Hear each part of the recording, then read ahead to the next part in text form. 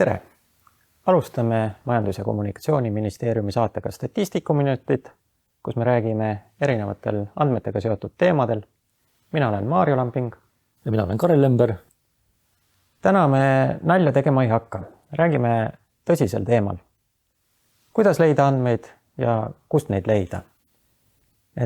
Räägime oma praktikale tuginedes, et meil siin Kareliga on seda staaži kahe peale kokku rohkem kui Eestil täitus taasiseseisvumisest. Ja selle aja jooksul on vahepeal ette tulnud, et küsitakse fakte, numbreid, mingit teadusuuringutele tuginevaid hinnanguid. Kui tuleb näiteks ajakirjaniku küsimus, kui palju on Eestis pääsukesi, siis Karel, kus sa seda infot hakkad otsima, kui ei viitsi neid üle lugema minna?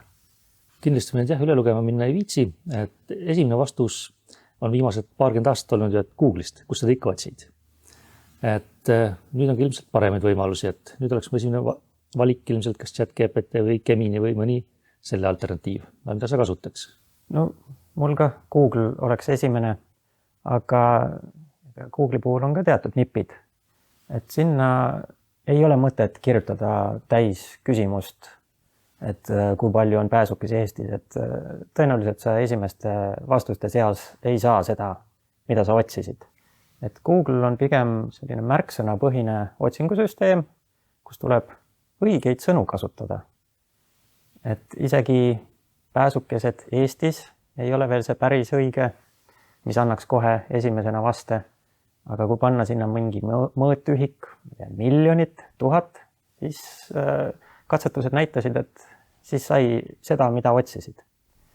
Aga lisaks on seal terve hunnik nippe, võimalusi, kuidas täpsustada veelgi seda, mida sa tahad. Et näiteks, kui ma hakkaksin otsima Google'ist Euroopa pankade vahelise maksete teabevahetuse süsteemi SWIFT kohta midagi, siis sinna eksib sisse ka tulemusi kellegi kodaniku Taylor Swifti kohta.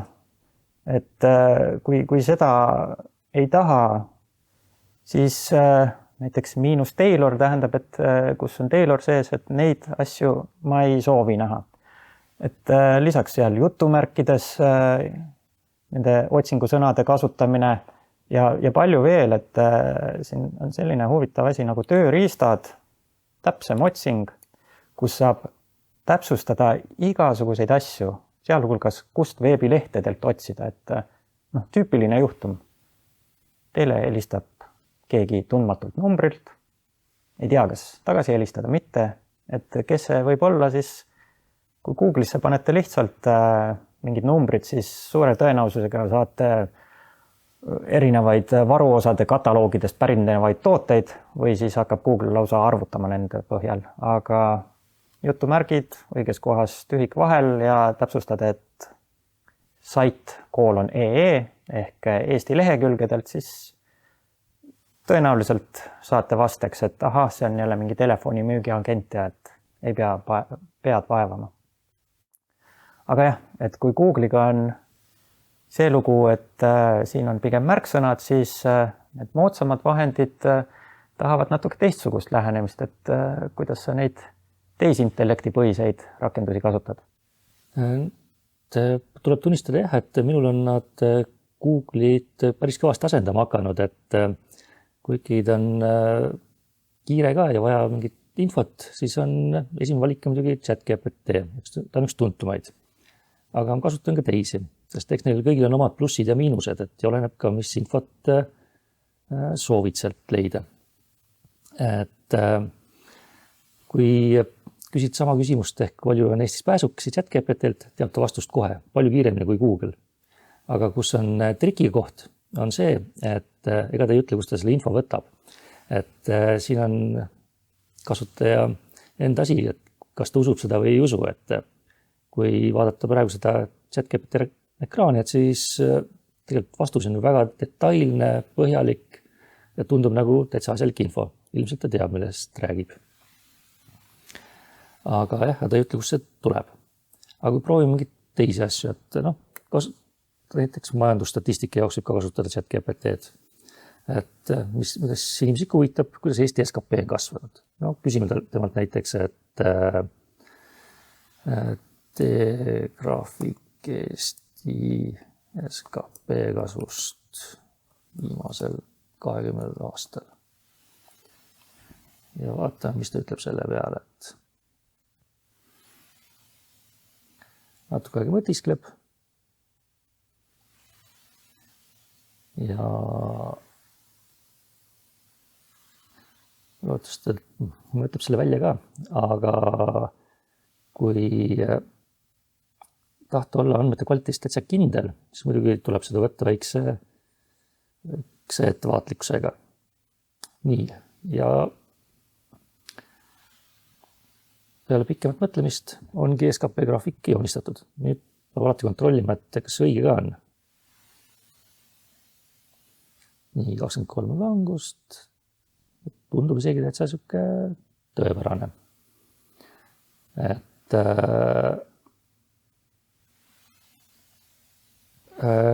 muidugi alati peab teadma ka, et kas tegu on nominaalkasvuga või reaalkasvuga.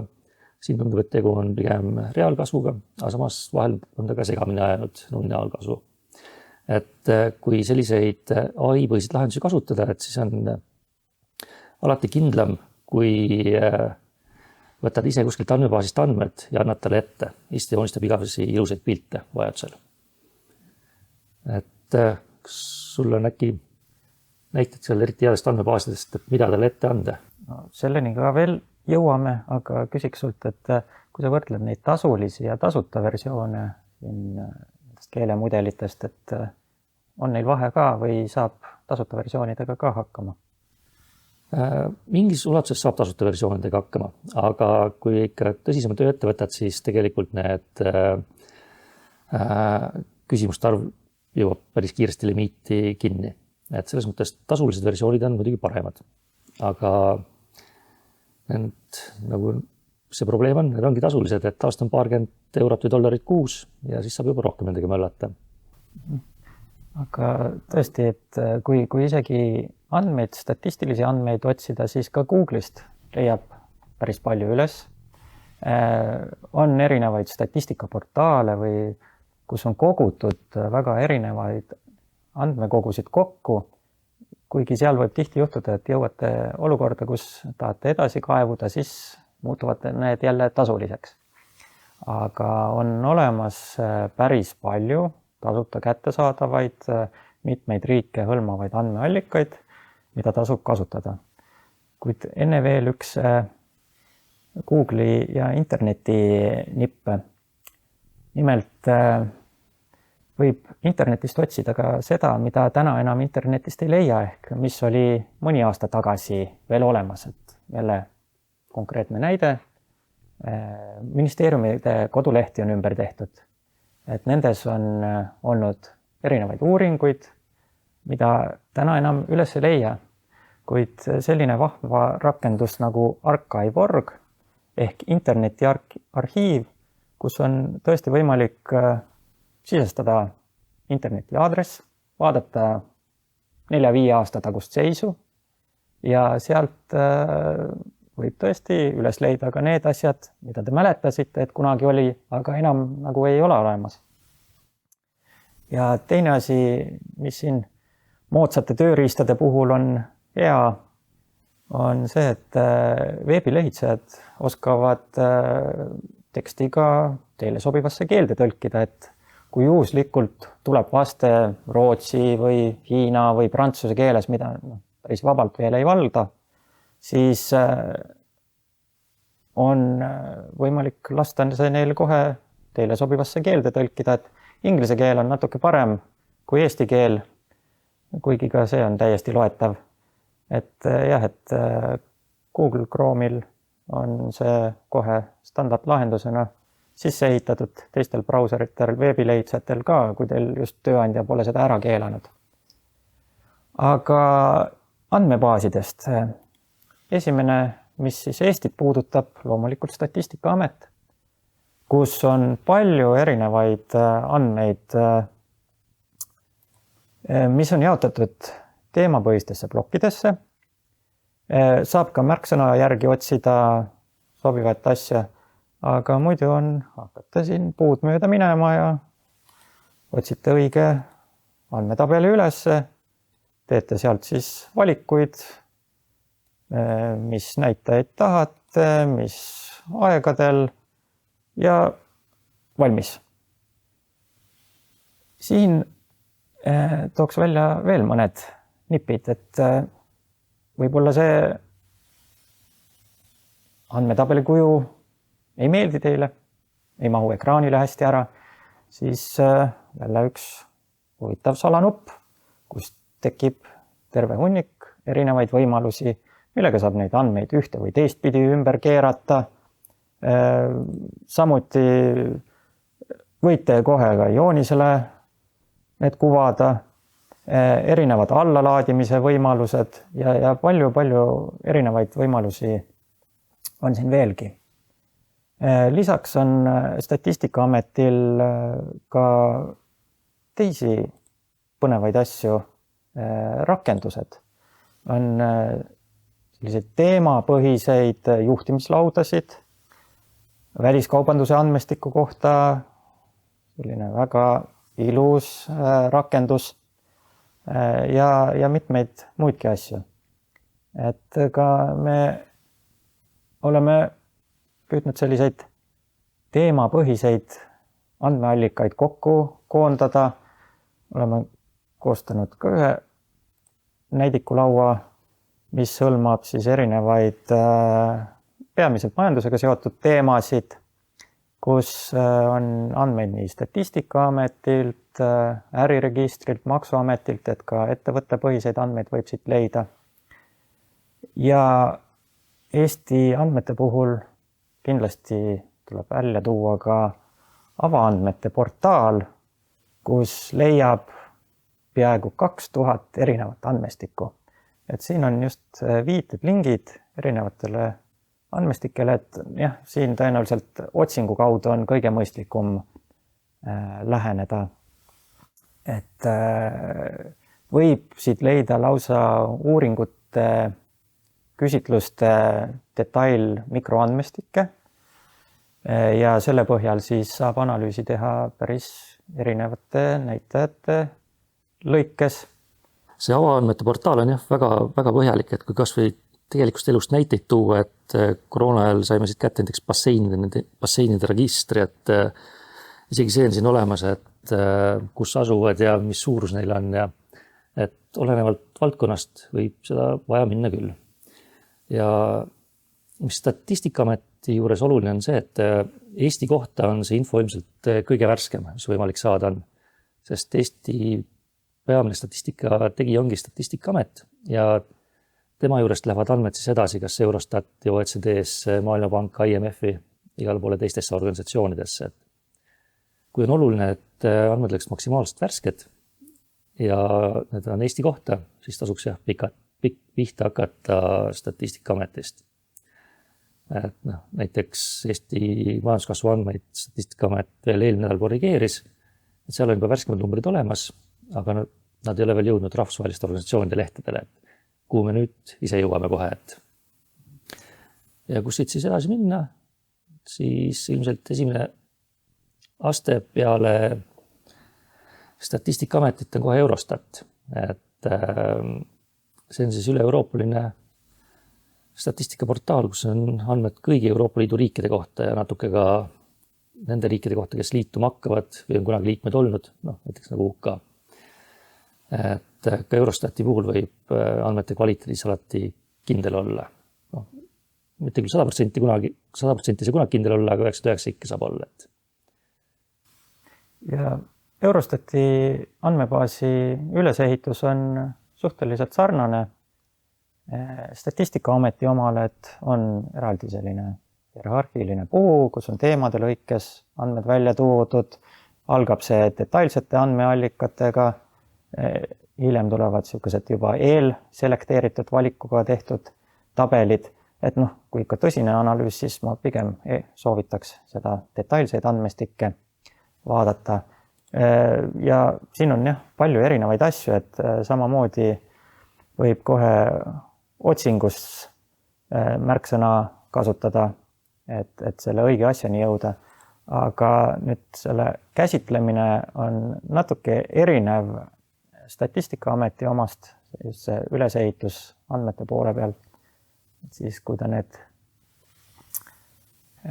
andmed ükskord siit välja võlub ja tabeli ette manab, siis vaatame lähemalt. Et andmetabel taaskord numbrid ja tekst ja aastad, kvartalid. Neid saab siin vastavalt oma soovile siis ühte ja teistpidi ümber lohistada, et väljanägemine oleks nagu vaja. Aga just kui tahate valida, mis andmed siia tekivad, siis väga oluline on selline plussmärk nende andmete juures. Siit avaneb siis andmefilter, kus te saate siis välja valida endale sobivad riigid, näitajad, et kätte saada see, mis teil on vaja, et see tabel ei tuleks üleliigselt suur. Ja siin samamoodi siis on võimalik pärast neid andmeid ümber formaatida. On lisaks tekstilistele väljadele olemas ka koodid, mis mitmel juhul on abiks just reastamisel, et millised on nagu need ülemuslikud näitajad, mis on nende alamindikaatorid. Ja siis loomulikult saab neid allalaadi erinevates formaatides ja edasi töödelda nii nagu vaja.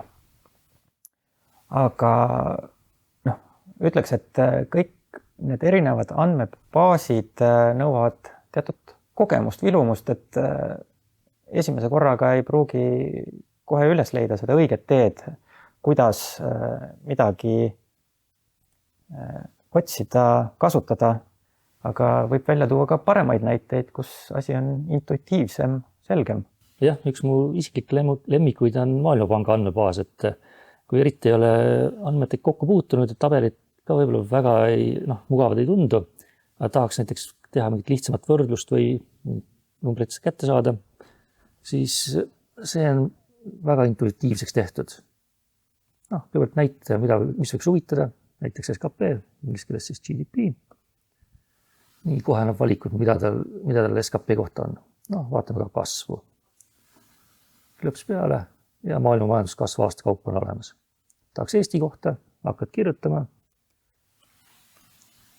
Estonia. Ja olemas on kohe Eesti kasv.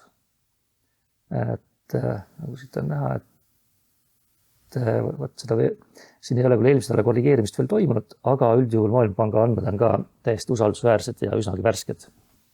Et tahad võrdlust teha, paneme näiteks Leedu kõrvale.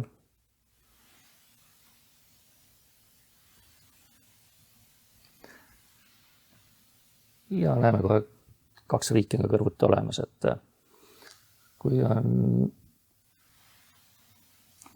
kiiresti pilti vaja, võrrelda midagi oma vahel või lihtsalt vaja mingit viimast seisu teada, siis see on selline koht, kus ka väga väheste oskustega saab andmed kätte ja väga kerge on visualiseerida ka. Aga kui peaks juhtuma meie vaatajate, kuulajate seas ka mõni väga tõsine andmehuviline, kes peaaegu iga päev mingeid andmeid tõmbab, siis tõenäoliselt on tema kokku puutunud juba sellise asjaga nagu API. Ehk siis sisuliselt otseliides mingitele andmeallikale, mis siis võimaldab arvutil teha sama päringut lihtsalt nupuvajutusega või mõnel juhul isegi seda pole vaja. Aga see eeldab, et on juba sügavam huvi andmete vastu ja see vajadus mingite näitajate osas on regulaarne. Et kui on vaja ükskord mingeid andmeid vaadata, et siis jah, selleni ei pea päris jõudma. Et jah, aga kindlasti on tegu väga hea võimalusega, sellepärast et tegelikult need sellised otseühendusega paketid on enamike suuremate andmebaaside kohta olemas ka põhilistes analüüsitarkvarades, et on nii R-is, on Pythonis, mis teeb selliseste suurte andmebaaside kasutamise väga lihtsaks, kui natuke mõllata seal. Ja tegelikult, kui esialgu tundub siuke keeruline koodi kirjutamine, siis nii ChatGPT kui ka teised sellised AI abilised kirjutavad väga hästi juba koodi, et kui järje üles saab, siis tegelikult on ka selliste suurte päringute tegemine ja suurte andmebaaside töötlemine muutunud ikka päris lihtsaks. Jah, aga nende päringute puhul üldse, et kui rahvusvaheliselt on midagi vaja otsida, siis jah, ChatGPT saab eesti keelest ka aru, aga ütleme Google'is pigem ikkagi kasutada kas inglise keelt või kui Saksamaa kohta midagi on vaja, siis pigem saksakeelseid märksõnu. Samas lisaks siis andmetele, andmebaasidele on väga oluline infoallikas ka erinevad uuringud, teadusartiklid, millele võib-olla Google'ist leiab kokkuvõtte, aga päris allikale ligi ei pääse, et see on kas tasulise maksumüüri taga, siis ka sellest on võimalik kõrvale hiilida. Et üks suurepärane võimalus on Rahvusraamatukogul, et kui teete endale sinna konto või logite sisse, siis otsinguportaal, mis siis erinevatest teadus- andmebaasidest võimaldab teha otsinguid. Lisaks on ka Eesti ajalehtedest, ajakirjadest ja palju muid andmeallikaid, mida siit võib leida. Et muidugi juhul, kui te juhtute üliõpilane olema, et siis on need võimalused võib-olla isegi suuremad teisi vahendeid kasutades. Jah, taas suuremad ülikoolid pakuvad ka ligipääsu enamikele teadusandmebaasidele, et aga kui üliõpilase staatus on läbi, siis on see Rahvusraamatukogu ligipääs minu meelest päris hea alternatiiv. Nii, kas veel midagi olulist võiks välja tuua, et nagu te siin näete, et analüütikud ja andmed, need kuidagi nagu kipuvad klappima, sobima, et me siin täna olemegi pikemalt lobisenud kui tavaliselt ja võiks veel jätkata, aga just midagi, mis veel tähele panna. Mis ma veel välja tooks, et millest me veel ei rääkinud, et väga hea koht, kus saab ka palju majandusalast infot ja numbreid on näiteks OECD, mille liige me oleme, et kes ka väga põhjalikult tegeleb statistikaga ja alates juulist on kõik nende analüüsid ka tasuta kättesaadaval kõigile inimestele. Et ma ütleks, et iga aastaga läheb järjest paremaks ja paremaks ligipääs infole aga põhiline on see, et tuleb aru saada, et mis on usaldusväärne ja mis mitte. Et põhiline reegel on see, et üldjuhul kui allikaks on tuntud organisatsioon, et kas siis Eurostat, OECD või Maailmapank, et siis võib andmetes kindel olla ja võib neid kasutada. Võib neile julgelt viidata ka. Aga kui näiteks teha päring ChatGPT-le ja ta ei taha eriti öelda, et kust ta andmed võtab, et siis tasub olla veidi ettevaatlikum, sest vahel võib ka väga vabalt juhtuda, et kuskil on hästi väikselt kirjas, et tegu on näidisandmetega või mis ei vasta üldse tegelikkusele või nad väga vanad andmed või. Et ühesõnaga, kui andmetega möllata, siis ikkagi on soovitav, et sa tead, mis sa teed ja loota tuntud organisatsioonidele. Jah, ma kiidaks ka seda olukorda andmetega, et selle põhjenduse taha, et andmeid ei ole, ma ütleks, et paljudel juhtudel enam peituda ei saa. Et kui räägime kas või ettevõttepõhistest andmetest, siis Maksuameti, äriregistri andmed, kõik on vabalt kättesaadavad ja suurem ülesanne või keerulisem on see, et kuidas sellest infost siis endale vajalik pigem üles leida ja et õigeid järeldusi teha. Aga tõesti see andmete kättesaadavus on ikkagi väga hea võrreldes siin 10-20 aasta taguse ajaga. Et jah, et kuidas neid andmeid käsitleda ja kuidas see õige iva sealt üles leida, see on keerulisem, et seda teemat me väga-väga põgusalt täna katsime, aga see on veel eraldi maailm. Et kõik need lingid, viited andmebaasidele, infoallikatele, mida siin mainisime, leiate ka YouTube'i all olevas kirjelduses. Aga kui need meeles ei ole, siis Google avitab. Pange õiged märksõnad ja leiate õige koha üles. Aga tänaseks lõpetame. Kohtume järgmine kord. Ja kohtumiseni 6 pärast. Nägemist. Nägemist.